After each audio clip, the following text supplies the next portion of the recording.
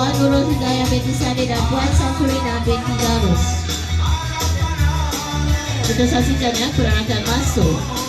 Squad sukarelawan SK Sululu.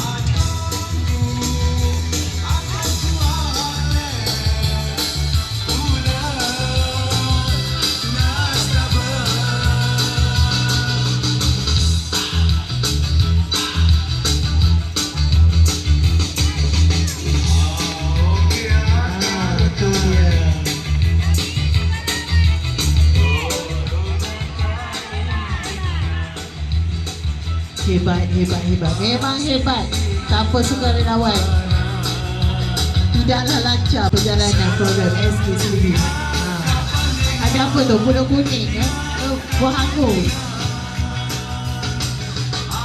Tanya, saya dimaklumkan persediaan adalah last minute ya oleh sukarelawan, tapi tetap membanggakan, nampak menarik.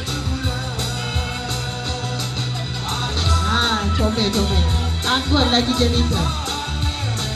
Demikian tadi perbarisan masuk yang sangat anggun dari skuad sukarelawan SK Sululu.